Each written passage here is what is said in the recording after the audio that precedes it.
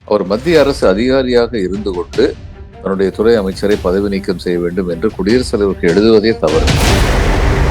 மத்திய அரசு பணியில் இருந்துகிட்டு இவர் அதை செய்யக்கூடாது. அதனால மத்திய அரசு இவரை பணி இடைநீக்கம் செய்தது சரியான செயல்தான், சட்டப்பூர்வமான செயல்தான். கீழே விழுந்தாலும் மீசல மண் ஓட்டலன்னு சொல்லிட்டு அமலாக்கத்துறை போயிட்டாங்க.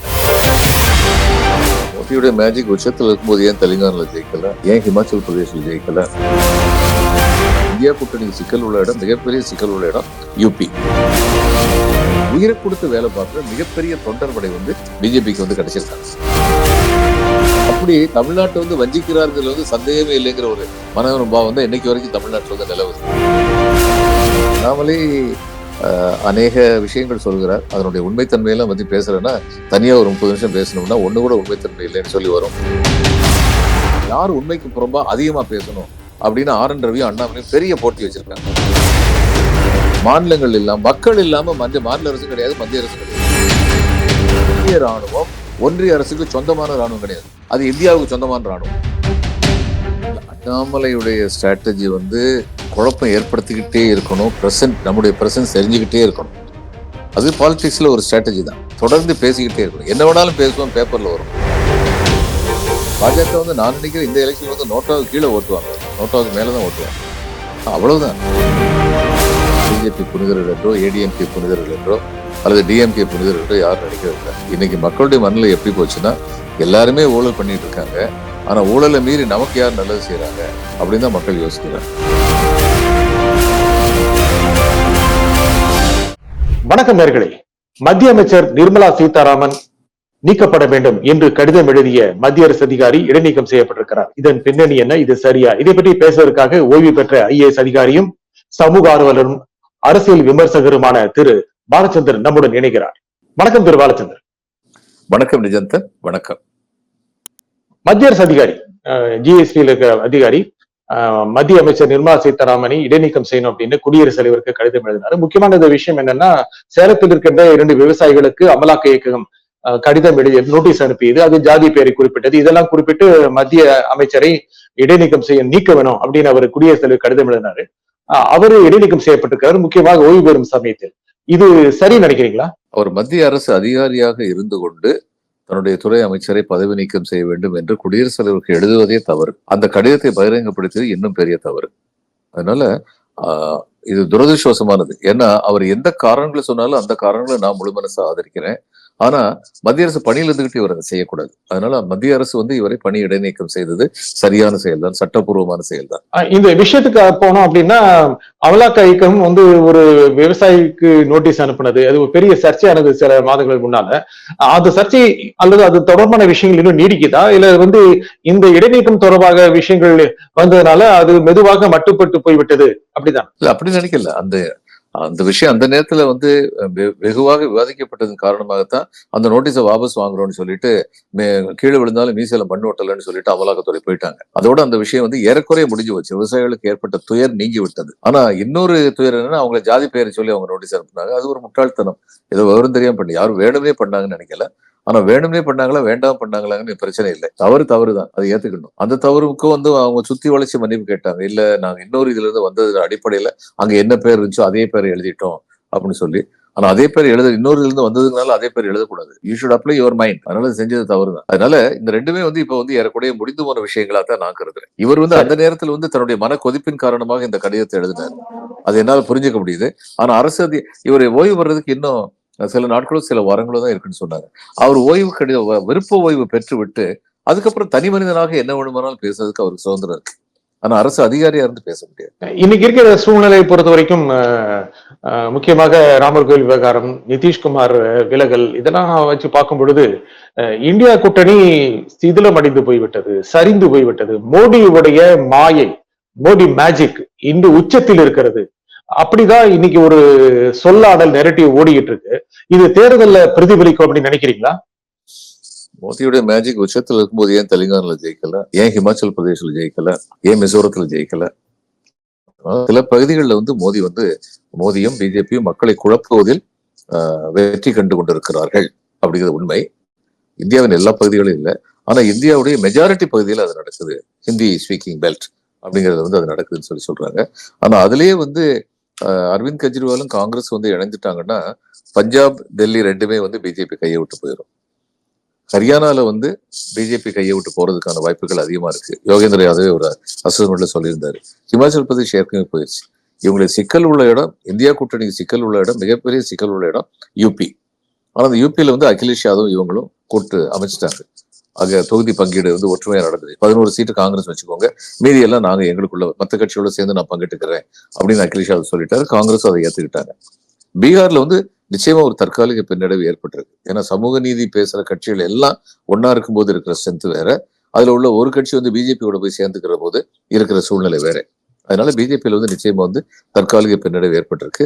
தேர்தல் பிரச்சாரத்துல யாரு என்ன பேசுறாங்க, மக்களை எப்படி கன்வின்ஸ் பண்றாங்க அப்படிங்கிற பொறுத்து அந்த இது அமையும். மத்திய பிரதேஷ், ராஜஸ்தான், சத்தீஸ்கர், ஜார்க்கண்ட் இந்த மாநிலங்கள்ல வந்து உத்தரகண்ட் இந்த மாநிலங்கள்ல வந்து இழுபறியா இருக்கு. அவங்க வந்து 2% ஓடி காங்கிரஸ் வந்து ராஜஸ்தான்ல 1% ஓட்டு விகிதத்தை அதிகரிச்சிருக்காங்க. ஆனா பிஜேபி 3% அதிகரிச்சிருக்காங்க. இந்த 3% கூட்டுச்சுன்னா 20 சீட்டு காணாம போயிருது. அதான் நடந்தது. அதனால வந்து ஓட்டு எண்ணிக்கை மட்டும் முக்கியமில்லை. சில தொகுதிகள் வந்து இவங்களுக்கு சாதகமா இருக்க தொகுதிகள் இன்னும் அதிகமா இவங்க கான்சென்ட்ரேட் பண்ணலாம். அதுக்கப்புறம் பிஜேபியுடைய ரொம்ப பெரிய ஸ்ட்ரென்த் என்னன்னா, பிஜேபிக்கு வந்து இந்த ஆர்எஸ்எஸ் தொண்டர்கள் இருக்காங்கல்ல, அந்த ஆர்எஸ்எஸ் தொண்டர்கள் வந்து தங்களுடைய குழுமத்திற்கு நன்மை படைப்பதற்காக வென்று உருவாக்கப்பட்ட அமைப்பு ஆர்எஸ்எஸ். அதிலிருந்து உருவானது பிஜேபி. அதனுடைய ஆட்சி நடக்குது. அப்ப நம்முடைய குடும்பத்துக்கு நன்மை கிடைக்கும்னால சொந்த லாப நஷ்டத்தை பத்தி கவலைப்படாம உயிரை கொடுத்து வேலை பார்க்கிற மிகப்பெரிய தொண்டர் படை வந்து பிஜேபிக்கு வந்து கிடைச்சிருக்காங்க. அந்த மாதிரியான தொண்டர் படை காங்கிரஸுக்கு வந்து பரவலா வந்து இந்தியாவில் இல்லை அப்படிங்கிறது உண்மை. கர்நாடகால இருக்காங்க. ஏன்னா கர்நாடகால மாநில தலைவர்கள் வந்து 2 விதத்துல வந்து பொருத்தமானவங்களா இருக்காங்க. அவங்க வலிமை மிக்கவர்களாகவும் இருக்காங்க. இந்த சோசியல் ஜஸ்டிஸ்னு காங்கிரஸ் மேலிடம் பேசுறது நம்புறவங்களாவும் இருக்காங்க. அதனால கர்நாடகால அவங்களுக்கு பலம் இருக்கு. ஆந்திராவில் இருந்த ட்ரெடிஷனல் ஸ்ட்ரென்த் ஒருவேளை திரும்புறதுக்கு வந்து வாய்ப்பு இருக்கு. தெலுங்கானால ஏற்கனவே இருக்காங்க. அதுக்கப்புறம் இதுல வந்து கேரளாவில் யார் ஜெயிச்சாலும் சரி அவங்க வந்து ஆன்டி பிஜேபி தான் இருக்க போறாங்க. காங்கிரஸ்னாலும் சரி, சிபிஎம்னாலும் சரி. தமிழ்நாடு ஃபேமா வந்து காங்கிரஸ் கூட நிக்கிறாங்க. இங்கெல்லாம் வந்து இவங்களுக்கு வந்து அந்த இது வலிமை இருக்கு. ஆனா மத்திய பிரதேசல தொண்டர் படைங்கிறது அது வந்து ஒரு ஃபியூடல் ஸ்டேட். அந்த ஃபியூடல் லார்ட்ஸ் யார் யாரெல்லாம் இருக்கு, கமல்நாத் வந்து ஒரு ஃபியூடல் லார்ட். அவருடைய தொண்டர் அவருடைய இருப்பாங்கன்னு சொல்லி வழி வழியா வந்து ஒரு சூழ்நிலை நிலவுது. இந்த மாதிரியான சில பலவீனங்கள் வந்து இருக்கு. அதெல்லாம் காங்கிரஸ் சரிபடும். சமூக நீதி பேசுகிறவர்கள் எல்லாம் ஒன்றாக இருந்திருந்தல் பலமாக இருந்திருக்கும். நிதிஷுடைய அந்த நடவடிக்கை என்பது இந்தியா முழுக்க இந்தியா கூட்டணிக்கு ஒரு பின்னடைவு ஏற்படுத்தியிருக்கிறது. ஏன்னா நிதிஷ் ஒரு பிரதமர் வேட்பாளராக பார்க்கப்பட்டார். அப்படி இருக்கும் பொழுது அவரே போயிட்டாரு அப்படிங்கிற சமயத்துல நீங்க சொல்லுகின்ற தமிழ்நாடு போன்ற மாநிலங்களில் கூட மிகப்பெரிய வெற்றி பெறும் திமுக கூட்டணி, காங்கிரஸ் உள்ளடக்கிய திமுக கூட்டணி மிகப்பெரிய வெற்றி பெறும் அப்படி இது நிலைமை மாறி இது காங்கிரஸை நம்ப முடியாது அப்படிங்கிற ஒரு எண்ணத்துக்கு தமிழ்நாடு மக்கள் வந்திருக்கக்கூடிய வாய்ப்பு இருக்கா இல்லையா? இல்லை. அதுக்கப்புறம் அவர் காங்கிரஸ் நிதிஷ்குமார் வந்து பிரைம் மினிஸ்டர் கேண்டிடேட் தன்னைத்தானே அவர் தான் நினைச்சுக்கிட்டாரு. அவர் சொன்னதுனால மத்தவங்க எல்லாம் சொன்னாங்க. நாட்டுல யாரு அதெல்லாம் சொன்னாங்க? கார்கே ரொம்ப கிளீனா சொன்னாரு, தேர்தலை ஜெயிப்போம், அதுக்கப்புறம் தானே பிரதமர் பத்தி யோசிக்க முடியும் அப்படின்னு சொன்னாரு. எந்த கட்சியும் அவர் வந்து அந்த உள்ள எந்த கட்சியுமே யாரையுமே பிரதம மந்திரியை ஏத்துக்கல. தேர்தலுக்கு அப்புறம் தான். ஆனா தேர்தலுக்கு அப்புறம் ஏத்துக்குவாங்க தெளிவடையும். ஏன்னா இதுக்கு முன்னாடி வந்து ஜனதா கூட்டணி வென்ற போது யாருமே பிரதமர்னு சொல்லி முன்னெடுத்து போராடல அவங்க. இவர் விபி சிங் கேட்டாங்க, அவர் முடியாதுன்ட்டாரு. ஜோதிபாசு ரெடியா இருந்தாரு, ஆனா கட்சி வேண்டான்ருச்சு. மூப்பநாட்டை கேட்டபோது அவர் முடியாதுன்ட்டாரு. 4வது தேவகவுடாட்ட போனாங்க. அவங்க ஆட்சி நடத்தத்தான் செஞ்சாங்க. அதனால அது வந்து ஒரு பெரிய பிரச்சனை கிடையாது. நிதிஷ்குமார் வந்து பிரைம் மினிஸ்டர் கேண்டிடேட், இவர் தான் எங்க பிரைம் மினிஸ்டர் கேண்டிடேட் அவங்க சொல்லல. அவர் அப்படி எதிர்பார்த்தாரு. அது ஒரு காரணம் அவர் போனதுக்கு. நிதிஷ்குமாருடைய இம்பாக்ட் வந்து தமிழ்நாட்டுல கொஞ்சம் கூட இருக்காது. அதுல சந்தேகமே கிடையாது. காங்கிரஸ் வந்து நம்பத்தகாத கட்சி, அவங்களுக்கு மெஜாரிட்டி கிடைக்காம போயிடும், அதனால பிஜேபி சப்போர்ட் பண்ணுவோம் அப்படின்னு தமிழ்நாட்டு மக்கள் நினைக்க மாட்டாங்க. ஏன்னா அது காரணம் பிஜேபி தான். இது குஜராத்ல வெள்ளம் வந்த போது பிரதம மந்திரி நிவாரண நிதியில இருந்து 1000 கோடி ரூபாய் கொடுத்தாரு. இங்க பிரதம மந்திரி நிவாரண நிதி 1 பைசாவது கொடுத்தாரா? ராஜ்நாத் சிங் வந்தாரு, சென்ட்ரல் டீம் வந்துச்சு, நிர்மலா சீதாராமன் பினான்ஸ் மினிஸ்டர் வந்தாங்க, பிரைம் மினிஸ்டர் 2 தடவை தமிழ்நாட்டுக்கு வந்தாரு. 1 பைசாவது இது வரைக்கும் கொடுத்துருக்காங்களா? கேட்டா 1000 கோடி கொடுத்தேங்க. இந்த 1000 கோடி யாருக்கு என்ன தெரியலன்னா, இந்த டிசாஸ்டர் மேனேஜ்மெண்ட் ஆக்ட் படி சென்ட்ரல் பூல்னு ஒரு பணம் உண்டு, ஸ்டேட் பூல்னு ஒரு பணம் உண்டு. அந்த ஸ்டேட் பூல் பணம் மார்ச் 31 கொடுத்து தான் தீரணும். அந்த கொடுக்க வேண்டிய பணத்தை கொடுத்தாங்க. ஆனா எதிர்பாராம இப்படிப்பட்ட மிகப்பெரிய விபத்துக்கள் வரும் பொழுது சென்ட்ரல் பூல்ல இருந்து பணம் கொடுக்கணும் அப்படிங்கறது அந்த ஆக்ட் சொல்லுது. அதுல இருந்து 1 பைசா கூட கொடுக்கல. அது தவிர பிரதம மந்திரி நிவாரண நிதி ஸ்பெஷலா வந்து குஜராத்துக்கு கொடுத்தாரு. குஜராத்தியர்கள் வந்து என்னுடைய சகோதரர்கள், அவங்களுக்கு கொடுத்ததை பத்தி எனக்கு எந்த கம்ப்ளைண்ட்டும் இல்லை. அவங்களுக்கு தாராளமா கொடுங்க. எனக்கு ஏன் கொடுக்க மாட்டேங்கிறீங்க? அதான் என்னுடைய கேள்வி. அப்படி தமிழ்நாட்டை வந்து வஞ்சிக்கிறார்கள் வந்து சந்தேகமே இல்லைங்கிற ஒரு மனோபாவம் வந்து இன்னைக்கு வரைக்கும் தமிழ்நாட்டுல வந்து நிலவுது. வெள்ள நிவாரண நிதியை தமிழ்நாடு அரசு கொடுத்த 6,000 ரூபாயை மோடி கொடுத்தது தான் அப்படின்னு அண்ணாமலை கூட்டம் கூட்டமா சொல்றாரு. அண்ணாமலை அநேக விஷயங்கள் சொல்கிறார். அதனுடைய உண்மைத்தன்மையெல்லாம் பத்தி பேசுறேன்னா தனியா ஒரு 30 நிமிஷம் பேசணும்னா ஒண்ணு கூட உண்மைத்தன்மை இல்லைன்னு சொல்லி வரும். அதனால மக்கள்லாம் அதெல்லாம் சீரியஸா பாக்குறதில்ல. அவர் என்னென்னமோ பேசுறாரு. அது 2 பேருக்கு இடையில கடுமையான போட்டி இருக்கு. யார் உண்மைக்கு புறம்பா அதிகமா பேசணும் அப்படின்னு ஆர்.என். ரவியும் அண்ணாமலையும் பெரிய போட்டி வச்சிருக்காங்க. அந்த போட்டி வந்து தினம் தினம் ஏதாவது நடந்துகிட்டு இருக்கு. காந்திக்கும் விடுதலைக்கும் சம்மந்தமே இல்லை அப்படிங்கிற மாதிரி பேசிட்டு அடுத்த நாளே ஐயா நான் அந்த அர்த்தத்துல சொல்லல, பத்திரிகைகள் தவறாக திரித்து கூறிவிட்டன. என்ன திரித்து கூறினாங்க? இவங்களுக்கு ஆதரவு ஒரு பத்திரிகை கூட இல்லையா? எல்லா பத்திரிகையும் ஒரே விஷயத்தானே சொன்னாங்க. அதனால அண்ணாமலை பேசுறதெல்லாம் வந்து அண்ணாமலைக்கு நான் நினைக்கிறேன், மத்தவங்க இப்ப என்னுடைய நண்பர்கள்லாம் என்னை கோவிக்கிறாங்க, என்ன இந்த மாதிரி பேசுறீங்கன்னு. இளைஞர், அவருக்கு இன்னும் ஒரு 30-35 வருஷம் ஆக்டிவ் பொலிட்டிக்கல் லைஃப் இருக்கு. தனிப்பட்ட முறையில அண்ணாமலைட்ட கேட்கப்பட்ட சில வேண்டுகோள்கள், பொது வாழ்க்கை வேண்டுகோள்கள்லாம் அவரு நிறைவேற்றி வைக்கிறதுக்கு முயற்சி பண்ணியிருக்காருங்கிறது எனக்கு தெரியும். ஆனா திமுகவை எதிர்க்கணும், திராவிட கட்சிகளை ஒழிச்சிட்டு பிஜேபி முன்னுக்கு கொண்டு வரணுங்கிற அவசரத்துல அவங்க நடத்துற பாலிடிக்ஸ்ல வந்து பல தவறான தகவல்களை சொல்றாங்க. அதே சமயத்துல 6,000 ரூபாய் கொடுத்தது மத்திய அரசு தான் அப்படின்னு சொல்றது மூலம் மக்கள் அதையும் பாக்குறாங்க. சரி, நமக்கு வந்த பணத்தை மத்திய அரசு கொடுக்கல. இப்ப உங்களை போன்ற அரசியல் விமர்சகர்கள், இன்னும் பல பத்திரிகையாளர்கள் மத்திய அரசு உரிமை கொடுக்கல அப்படின்னு சொல்லும் பொழுது நமக்கு வந்த 1,000 ரூபாயும் 6,000 ரூபாயும் அவர்கள் கொடுத்ததுதான் அப்படின்னு மக்கள் நம்புறாங்க இல்லையா? எப்படி நம்புவாங்க? இவர் சொன்னா சரியா போச்சா? இவங்க ரூபா கொடுக்கல, ஓவர் டிராஃப்ட் வேணாலும் எடுத்து ரூபாய் கொடுங்கன்னு முதலமைச்சர் உத்தரவு போட்டிருக்காரு. இப்ப இந்த மத்திய அரசு கொடுத்தாங்கிறாங்களே, அதுல உள்ள ஒரு ரொம்ப பெரிய கான்ட்ரவர்சி என்னன்னா, மத்திய அரசுன்னு சொல்லி ஒரு அரசு வந்து நேரடியா வந்து யார்கிட்ட வந்து இது பண்ண முடியும்? மாநிலங்கள் இல்லாம, மக்கள் இல்லாம மாநில அரசும் கிடையாது, மத்திய அரசும் கிடையாது. இந்த மக்களுக்கு நேரடியாக ஆட்சி புரிகிறது வந்து மாநில அரசு. Law and order is responsibility of the state government.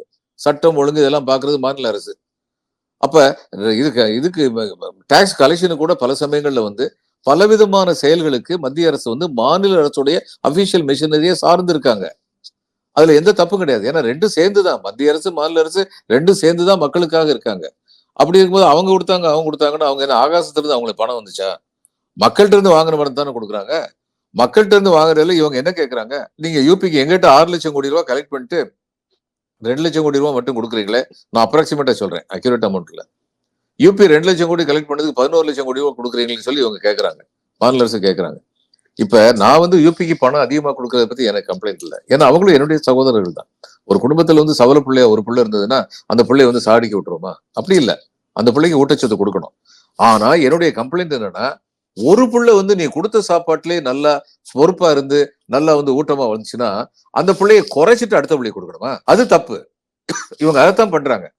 இப்ப குடும்ப கட்டுப்பாடுல வந்து இவங்க தமிழ்நாடு, கேரளா, ஆந்திரா, கர்நாடகாலாம் நல்லா பண்ணாங்க. ஒரு காலத்துல தமிழ்நாடுக்கு 42 சீட்டா இருந்தது 39 சீட் ஆயிருச்சு. 3 சீட் நம்ம குறைஞ்சிருச்சு. உடனே தமிழ்நாடு வந்து குரல் எழுப்பு, இது என்னது நல்ல காரியம் பண்ணா எங்களை பனிஷ் பண்ணுவீங்களான்னு. உடனே என்ன பண்ணாங்க, சரி 71 வரைக்கும் 71 பேசிஸ்ல அடுத்த 50 வருஷத்துக்கு வச்சிருப்போம் அப்படின்னு சொல்லிட்டாங்க. அப்போ நீங்க வந்து எப்படி பின்னடைவா இருக்காங்கன்னு சொல்லி யூபி கொடுக்குறீங்களா, அதுக்கு ஒரு ஃபார்முலா வச்சிருக்கீங்க. இவ்வளவு தூரத்துக்கு பேக்வர்ட்னஸ் இருந்ததுன்னா அவங்களுக்கு இந்த அளவுக்கு அதிகமா பணம் கொடுக்கணும்னு சொல்லி, ஓகே. அதே மாதிரி நல்லா பண்ணீங்கிறதுக்காகவும் ஒரு ஃபார்முலா வைக்கணும்ல. அந்த ஃபார்முலா அளவு ரொம்ப ரொம்ப கம்மி. அதுல வந்து பாரபட்சம் காட்டப்படுது. அது தவறு.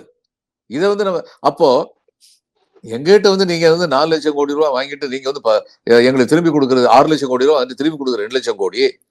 அவங்ககிட்ட வந்து 2 லட்சம் கோடி வாங்கிட்டு 11 லட்சம் கோடி கொடுக்குறீங்க போது நான் என்ன சொல்லுவேன், அவங்களே 11 லட்சம் கோடி கொடுங்க. ஆனா எங்களுக்கு ஏன் இந்த அளவு குறைச்சு கொடுக்குறீங்க? நாங்க நல்லா பெர்ஃபார்ம் பண்ணதுக்குன்னு சொல்லிட்டு காசு கொடுக்கணும்ல. அப்ப எல்லா பணமுமே வந்து இதுல இருந்து நாட்டுல இருந்தான போகுது சென்ட்ரல் கவர்மெண்ட்டுக்கு. அதுல அவங்க நினைச்சபடி வந்து இவங்க இன்னாருக்கு இவ்வளவுன்னு கொடுக்கும்போது அதுல ஒரு நேர்மைத்தன்மை இருக்கணும்ல. அந்த நேர்மைத்தன்மை இல்லை. அப்படி இருக்கும்போது இவர் மோடி கொடுத்தாரு, அமித்ஷா 2 ஹெலிகாப்டர் அவங்க வீட்டுல இருந்தா கொடுத்தாங்க. ஹெலிகாப்டர் இந்திய ராணுவத்துடைய ஹெலிகாப்டர் அனுப்புனாங்க. இந்திய ராணுவம் ஒன்றிய அரசுக்கு சொந்தமான ராணுவம் கிடையாது. அது இந்தியாவுக்கு சொந்தமான ராணுவம். இது எல்லாருக்கும் தெரியணும். ஒன்றிய அரசு ராணுவத்துக்கு வந்து சம்பளம் கொடுக்குறாங்க அப்படிங்கிறதுனால அவங்க எந்த மாநிலத்துக்கு ராணுவத்தை சேவை புரியறதுக்கு அனுப்புனாலும் அதுக்கான சார்ஜ் பண்ணுவாங்க. அது நேர்மை. ஆனா ராணுவம் வேணும்னு சொல்லி ஒரு எந்த மாநிலமாவது கேட்டதுன்னா ராணுவத்தை அனுப்பித்தான் தீரணும் அப்படிங்கறதுதான் சட்டம். அதனால யாருடைய தயவுலையும் இந்த ராணுவத்துடைய ஹெலிகாப்டரும் பிளேனும் வரல. எங்களுக்கு உரிமையானதை நாங்கள் கேட்டோம். இந்த மாநிலத்துடைய சீஃப் செக்ரட்டரி கேட்டாரு, கொடுத்துத்தான் தீரணும். இது இந்த மாதிரி வந்து என்னமோ இவங்க இறக்கப்பட்டு கொடுத்த மாதிரி நம்ம என்ன பிச்சையா கேட்கிறோம் ஒன்றிய அரசு கிட்ட. அப்படி பேசுறதே தப்பு. அப்படி பேசுறதே ஒரு அகம்பாவத்தை காமிக்குது. அதே மாதிரிதான் அண்ணாமலை சொல்றது இருக்கு. மோடி பார்த்து கொடுத்தாரு. என்ன பார்த்து கொடுக்கறது? பார்த்து கொடுத்தாலும் சரி, பார்க்காம கொடுத்தாலும் சரி, கொடுக்க வேண்டியதை கொடுத்துதான் தீரணும். இதுதான் சட்டம்.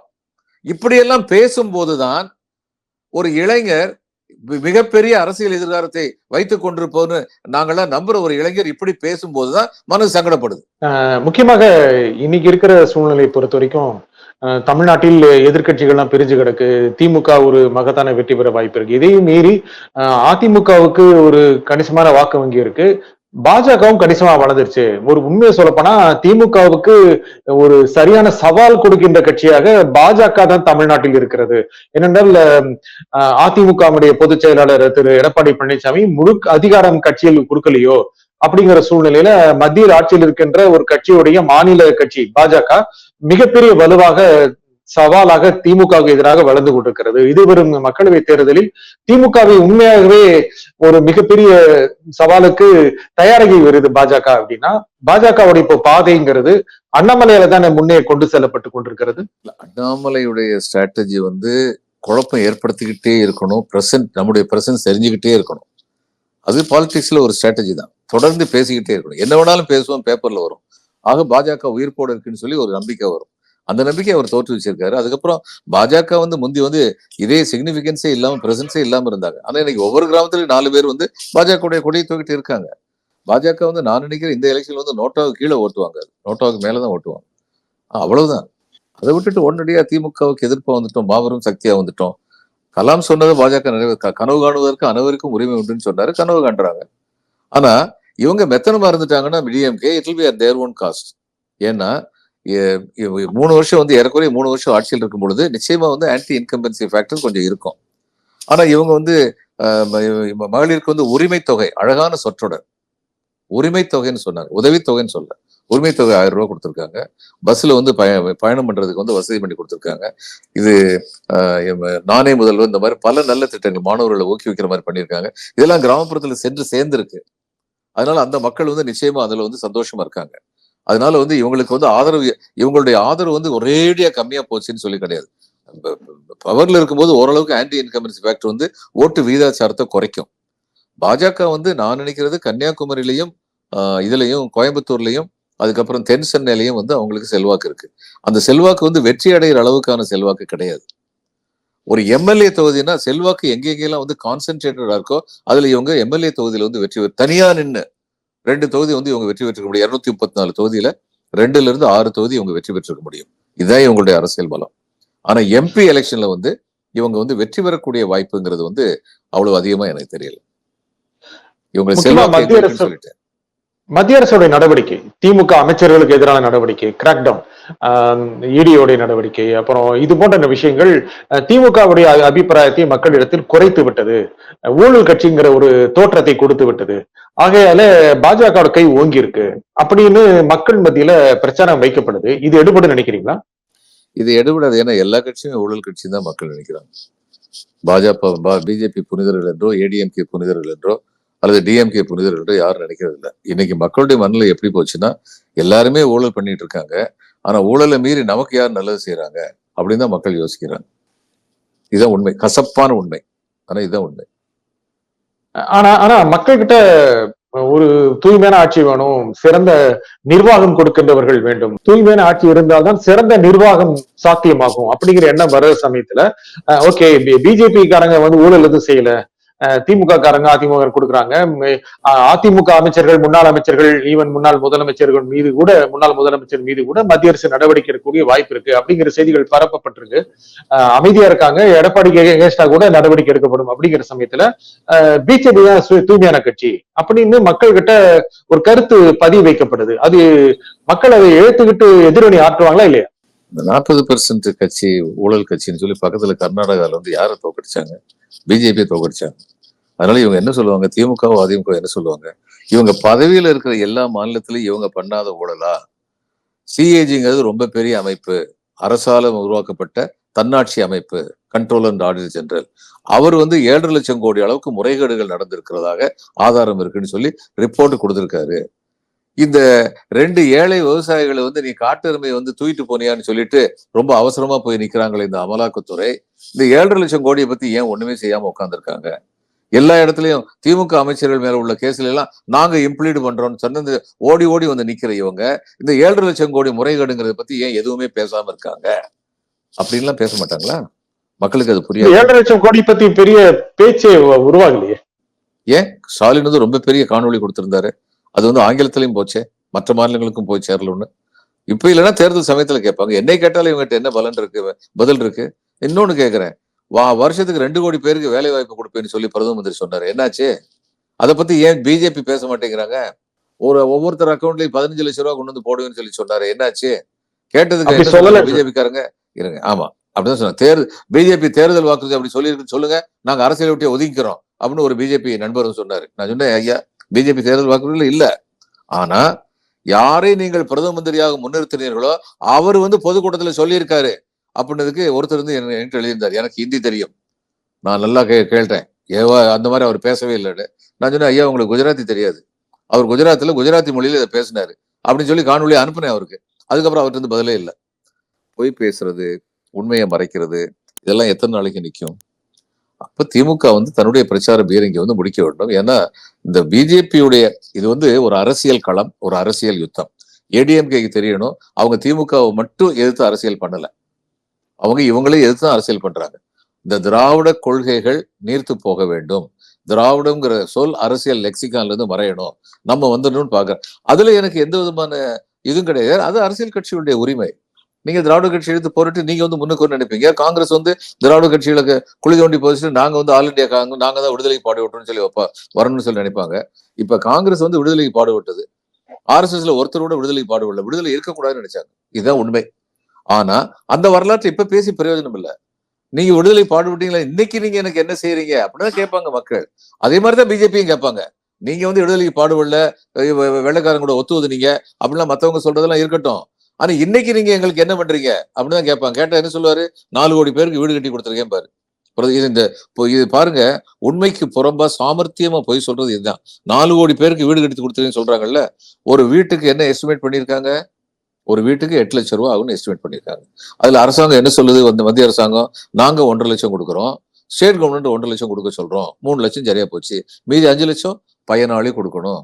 5 லட்சம் ரூபாய் இன்னைக்கு 5 லட்சம் பெரிய அமௌண்ட் இல்ல, ஒரு 10 வருஷத்தோட கம்பேர் பண்ணும்போது. ஆனா ஒரு ஏழைக்கு அது இன்னும் பெரிய அமௌண்ட்.